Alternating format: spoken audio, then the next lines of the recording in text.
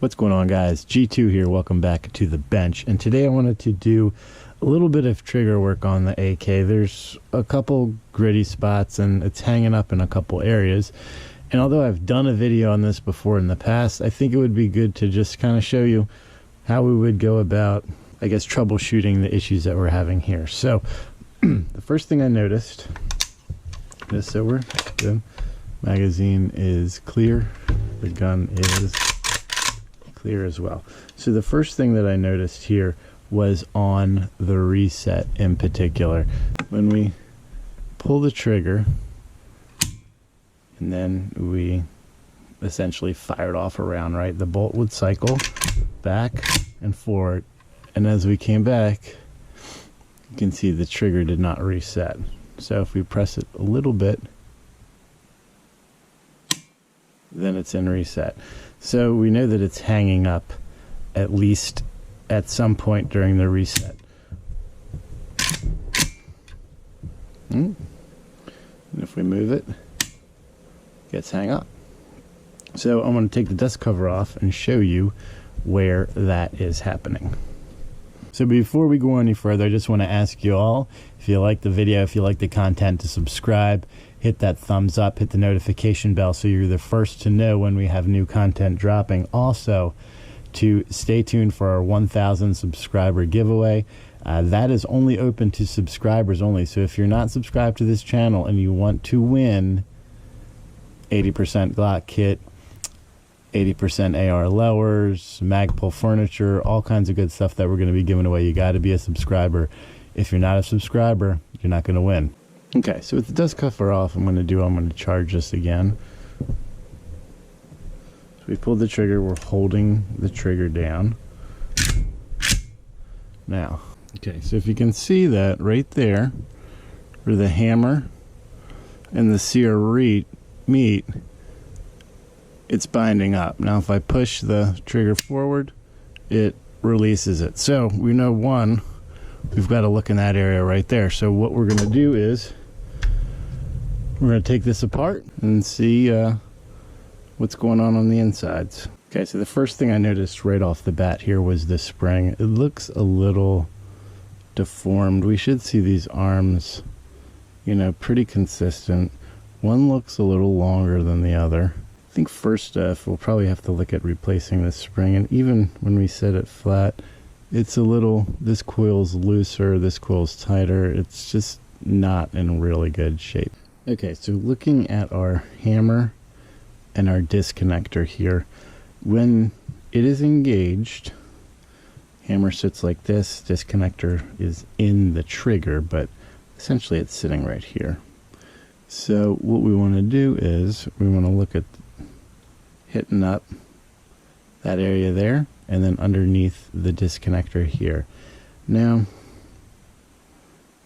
with these, more so with the disconnector, you want to be very careful with that, because you can see, hopefully, that that's a 90-degree angle right there, and you don't want to lose that angle. We don't want to take away to the point where we're distorting the geometry of the disconnector, and we don't want to distort the geometry of the hammer either.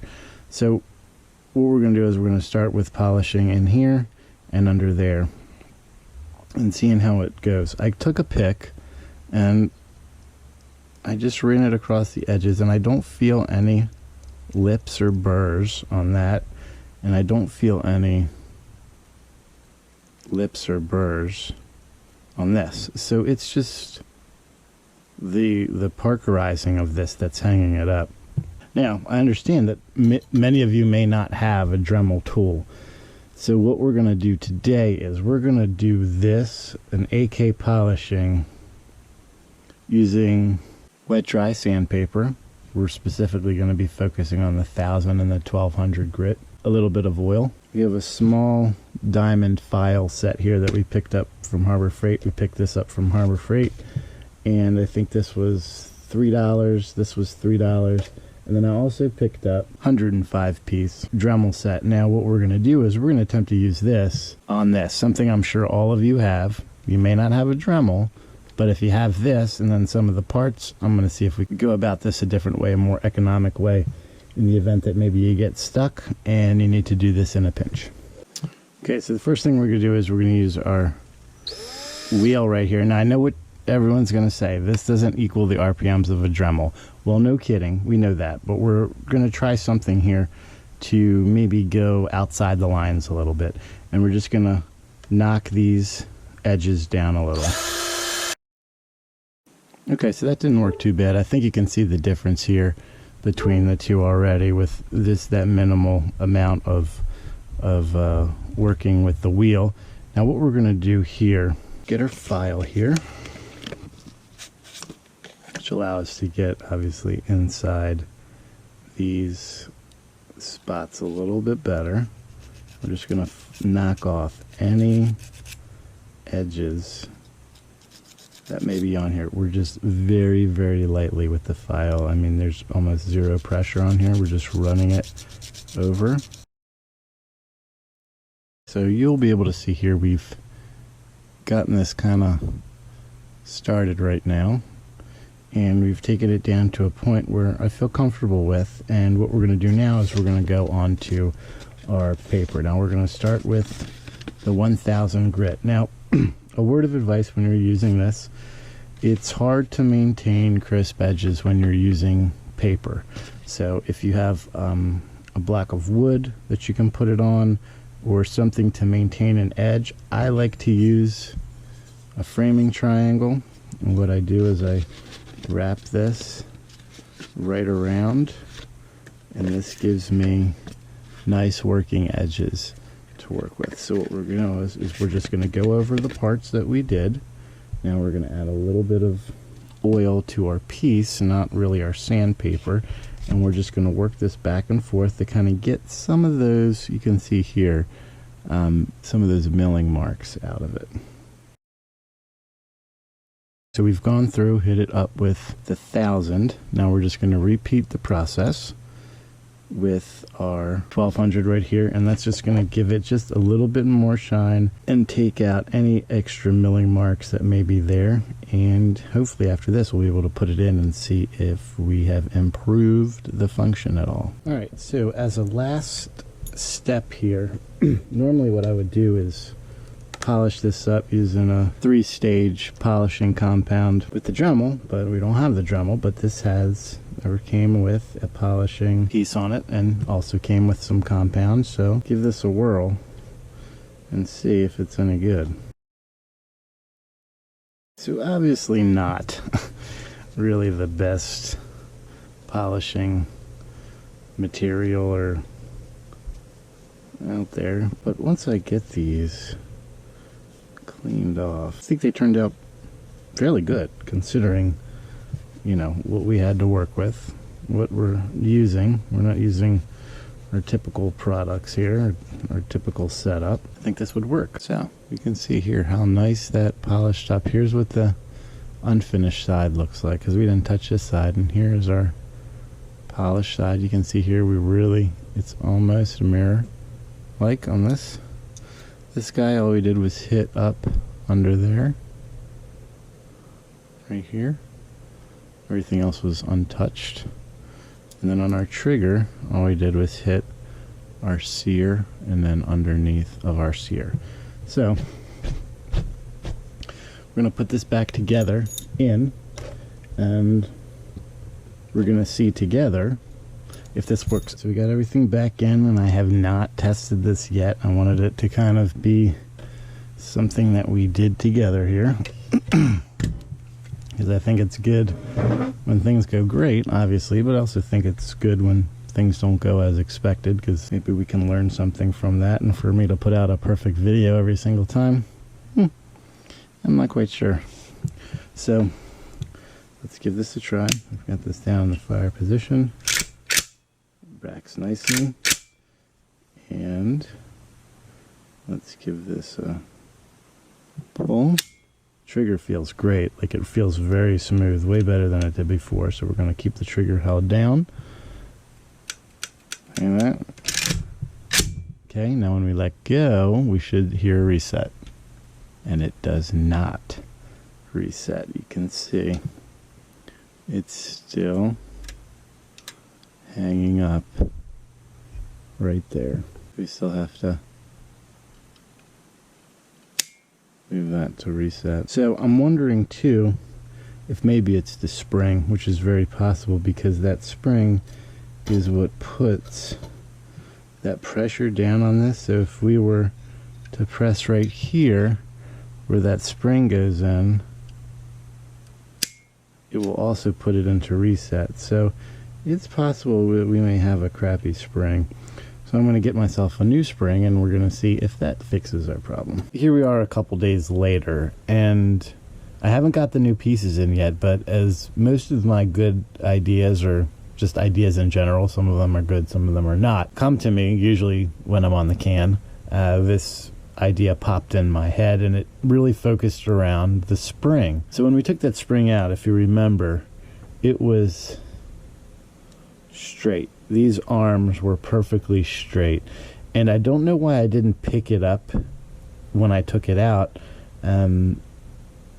but that was part of the problem, I think. And what I did was, since we're getting a new spring anyway, what does it hurt to kind of experiment with this one? I put in a little bit of a bend right here, and the reason I did that is if we're looking at our receiver here, eventually we will have a pin, or one of our axis pins, our trigger axis pin to be exact, will go in here, and those springs, when they're sitting, have to go over that pin, if you can see. Now before, when they were straight, they were actually touching the pin, and I think the problem there was, by touching that pin, it wasn't giving enough downward pressure onto the trigger itself. So when those springs sit in there, they sit kind of like this on the back of that trigger, and that pressure keeps that trigger down and allows you to move it and assists with the reset.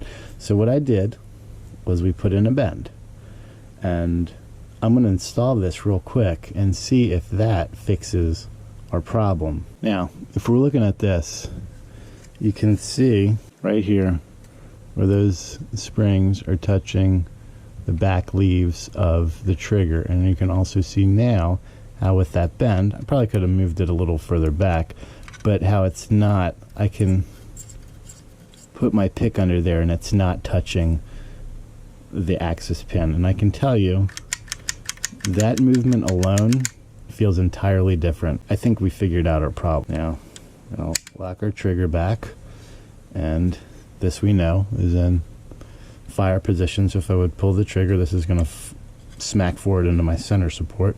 So we're going to pull this back and put it as if we fired. Now if I let go of this trigger, this spring should push down that back leaf of the trigger and put this into reset. Boom. And that's it. So that was our problem, really. It was the spring itself.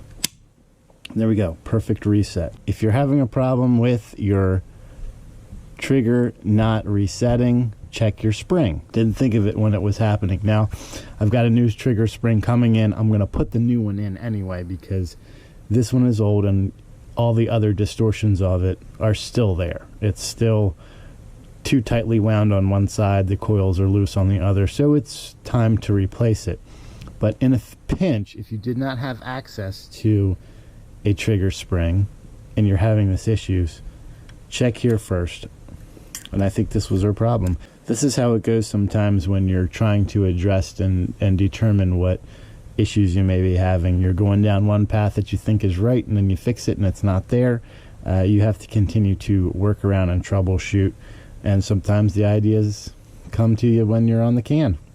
And there we go. So that's how you fix the trigger reset problem for your AK. Until next time, guys, make sure you're practicing safe firearms handling at all time and treating every weapon as if it was loaded. God bless America.